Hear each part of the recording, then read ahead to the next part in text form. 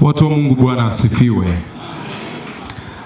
Ndugu mgeni rasmi, Mheshimiwa Anton Mavunde, Waziri wa Madini wa Serikali ya Jamhuri ya Muungano wa Tanzania, Mheshimiwa Mbunge wa Jimbo la Dodoma Mjini, Mheshimiwa Pascal Chinyele, viongozi wa Umoja wa Madhehebu ya Kikristo Dodoma, mabaraza ya Kikristo na makanisa ambayo yako chini yake, nikimaanisha Tanzania Episcopal Conference, TEC, Christian Council of Tanzania, CCT, na the Council of Pentecostal Churches of Tanzania, CPCT, wachungaji na viongozi toka madhehebu yote ya Kikristo, waimbaji wa kwaya na waimbaji binafsi, waandishi wa habari na ndugu waumini wenzangu, Mwanakondoo ameshinda. Bwana Yesu asifiwe. Sasa nimemaliza taratibu za mambo ya itifaki. Mniruhusu nitatumia dakika 10 tu kusema na sisi ujumbe wa Pasaka. Na ninatumia dakika 10 kutokea kwenye uelewa ya kwamba tumekuwa na hizo ibada kule makanisani. Kwa hiyo tutakachofanya ni tafakari. Kwa hiyo sitahubiri, tutatafakari pamoja. Na vitu ambavyo ningependa tutafakari vitu viwili kutokea kwenye kile ambacho Wakristo tunaamini ya kwamba Bwana Yesu alifanya msalabani. Jambo la kwanza ambalo ningependa tutafakari ambalo Bwana Yesu alifanya msalabani ni kushughulika na dhambi.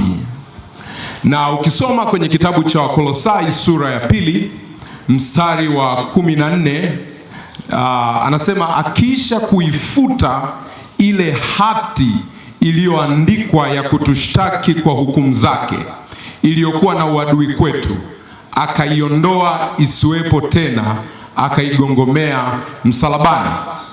Sasa ningeweza kwenda papana sana, na hapa nina wanatheolojia wengi, lakini nitajaribu kufupisha sana ya kwamba jambo la kwanza ambalo Bwana Yesu alishughulika nalo msalabani ni swala la dhambi, na dhambi ndio tatizo kubwa duniani.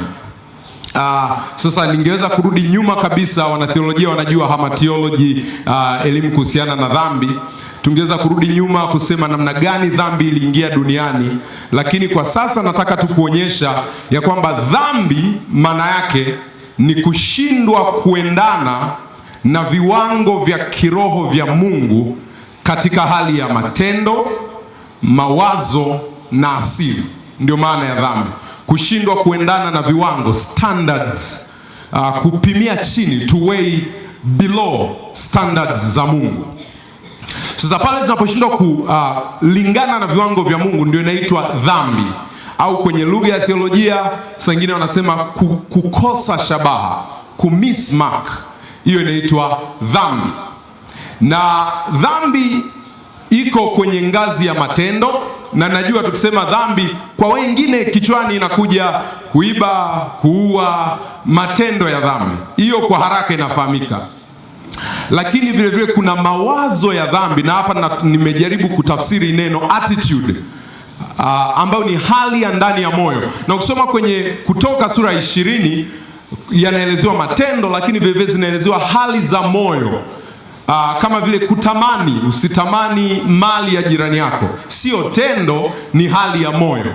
Kwa hiyo saa nyingine tunapozungumzia dhambi, kuna mtu anasema mimi siui, sipigani, situkani, lakini hali ya moyo ikoje?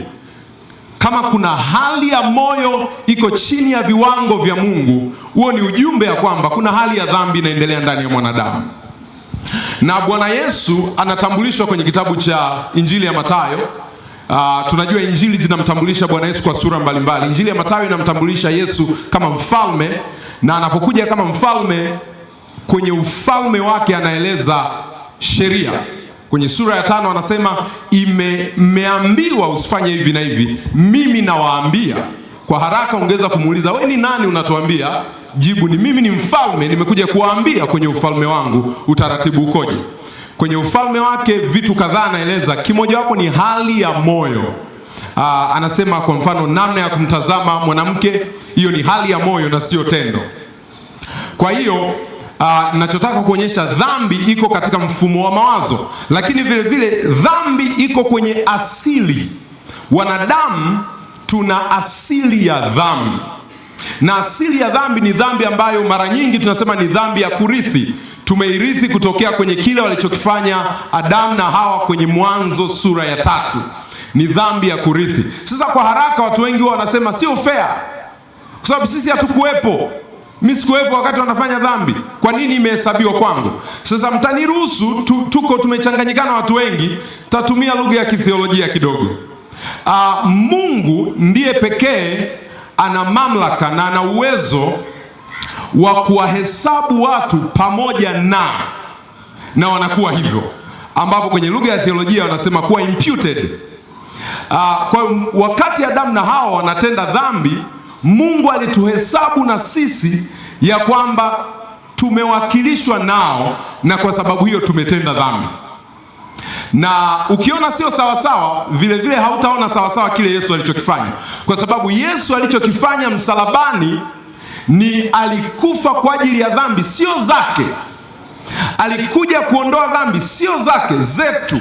Yeye asiye na dhambi akafa kwa ajili ya dhambi zetu, na kwa hiyo tunapomwamini tunakuwa imputed, tunahesabiwa haki kwa kile alichokifanya Bwana Yesu. Kwa Wakristo wote duniani wanasherehekea sio tu tukio la kihistoria, lakini tunasherehekea kwamba kwa kazi ya Yesu msalabani tumehesabiwa haki, yani hatuna dhambi kwa sababu ya kile alichokifanya Bwana Yesu. Na tofauti ya Ukristo na imani zingine zote duniani ni kwamba kwenye imani zingine zote duniani mwanadamu anapaswa kufanya vitu ili ahesabiwe haki. Kwa mfano, anapaswa kutoa sadaka ahesabiwe haki, anapaswa kusali labda mara ngapi ahesabiwe haki. Sivyo ilivyo kwenye Ukristo. Kwenye Ukristo hatutoi sadaka tuhesabiwe haki, hatukusanyiki kuomba tuhesabiwe haki, ila tunatoa sadaka kwa kuwa tumehesabiwa haki.